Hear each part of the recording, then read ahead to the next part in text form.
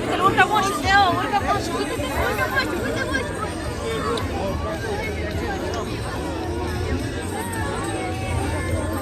Teo, urcă moșul!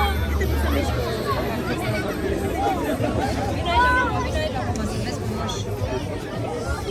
Să te uiți în sus, că pleacă moșul.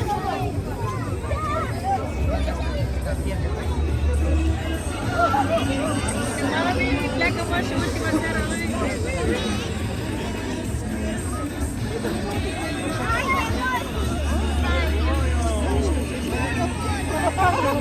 Acum vezi, cineva! Deci seama ce a însemnat asta?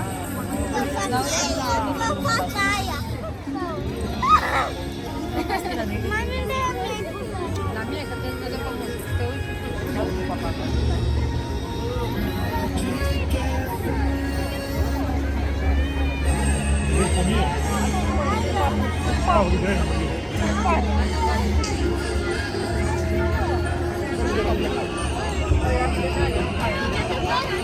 Sunt în parcul celălalt.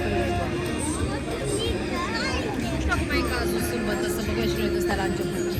Nu mai e cazul acum.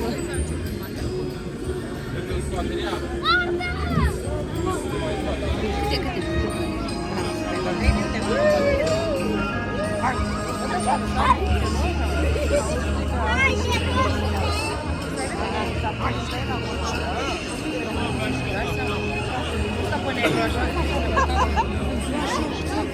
Cât mai e ceasul? mai sunt 3 avioane să-i trimite.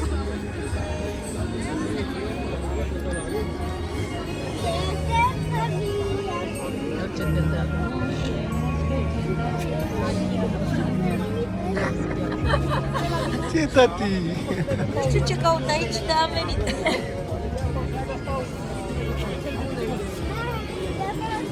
Și nu ne trebuie paiete pe